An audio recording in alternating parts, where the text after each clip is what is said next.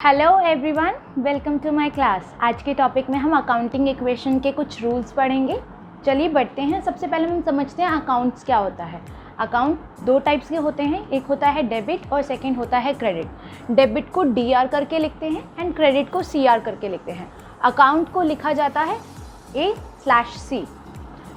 Account एक record है business transaction का जो एक पर्टिकुलर आइटम या पर्टिकुलर पर्सन के नाम पे बनता है। जैसे कि मैंने यहाँ पे बनाया हुआ है ये कैश अकाउंट, ये एक आइटम का अकाउंट है। तो ये यहाँ पे लेफ्ट हैंड साइड में डेबिट आता है एंड राइट हैंड साइड पे क्रेडिट आता है और it is often called T shape account. इसको हम T-शेप अकाउंट भी बोलते हैं। चलिए बढ़ते हैं हमारे rules of debit and credit पे। हमारा अमेरिकन अप्रोच और मॉडर्न अप्रोच कहता है कि it is classified into 5 categories. ये 5 कैटेगरीज में क्लासीफाई किया गया है। एक एसेट अकाउंट में, लायबिलिटी अकाउंट में, कैपिटल अकाउंट में, एक्सपेंस अकाउंट में एंड इनकम अकाउंट में। बढ़ते हैं हमारे फर्स्ट रूल पे। Debit the increase in asset and credit the decrease in asset.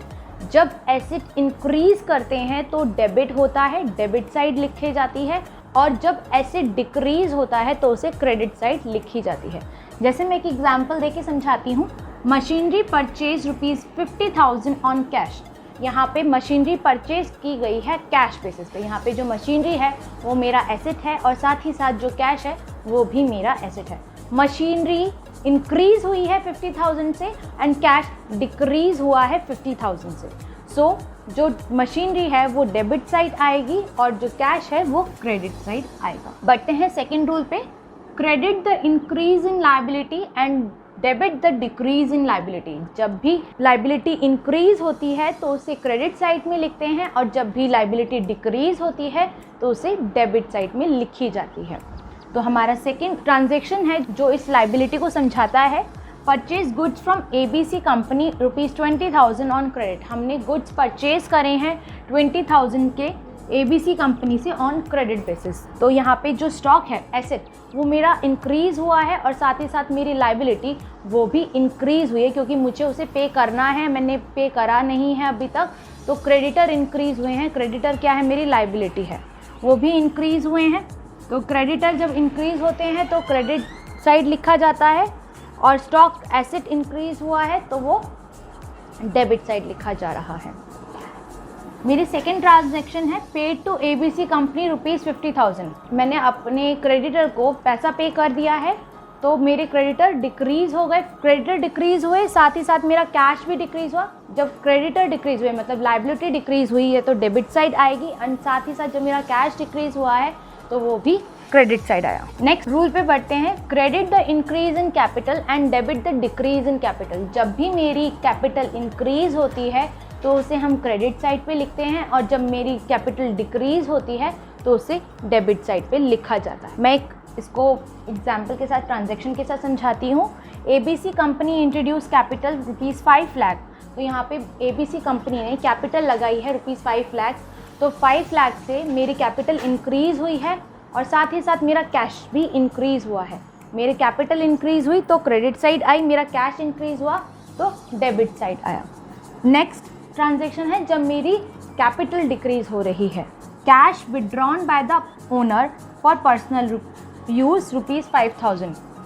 तो कैश विड्रॉन किया गया है ओनर के थ्रू पर्सनल यूज़ के लिए ₹5,000। तो यहाँ पे जो ड्राइंग है मतलब ड्राइंग निकाली गई है तो ड्राइंग कैपिटल में से डिक्रीज़ हुई, मतलब मेरा कैपिटल डिक्रीज़ हुआ और साथ ही साथ जो कैश है, एसेट, वो भी मेरा डिक्रीज़ हुआ है। तो जब मेरी कैपिटल डिक्रीज़ होती है तो कहाँ जाती है? Debit side. और जब मेरा एसेट डिक्रीज़ होता है तो कहाँ जाता है student? Credit side. Next rule पे बढ़ते हैं। Credit the increase in income and debit the decrease in income. जब भी मेरी इनकम इंक्रीज होती है तो उसे क्रेडिट साइड लिखते हैं और जब भी मेरी इनकम डिक्रीज होती है तो उसे डेबिट साइड लिखा जाता है। जैसे कि प्रॉफिट अर्न ₹5,000। जब मैंने प्रॉफिट अर्न करा है किसी चीज़ पे, मुझे प्रॉफिट अर्न हुआ है तो प्रॉफिट क्या है मेरा स्टूडेंट? इनकम है, तो इंक्रीज़ हो गई तो यहाँ कहाँ लिखा? Credit side. और प्रॉफिट जो होती है वो मेरी कैपिटल में जाती है, कैपिटल में ऐड हो जाती है। मैंने आपको अकाउंटिंग इक्वेशन में समझाया था। तो वो भी इंक्रीज़ हुई है तो वो कहाँ आ गई? Debit side.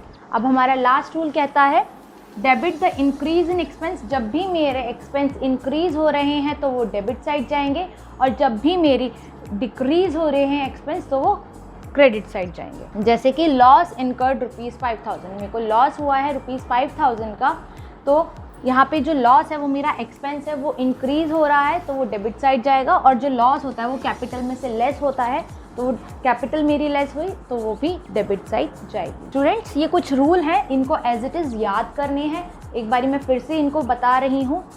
जब भी मेरा एसेट इंक्रीज़ होता है तो वो डेबिट साइड जाता है, जब भी मेरा एसेट डिक्रीज़ होता है तो वो क्रेडिट साइड जाता है, जब भी मेरी लाइबिलिटी इंक्रीज़ होती है तो वो क्रेडिट साइड जाती है, जब भी मेरी लाइबिलिटी डिक्रीज़ होती है तो वो डेबिट साइड जाती है, जब भी मेरा कैपिटल इंक्रीज़ होता है तो वो क्रेडिट साइड जाता है, और जब भी मेरा कैपिटल डिक्रीज़ होता है तो वो डेबिट साइड जाता है।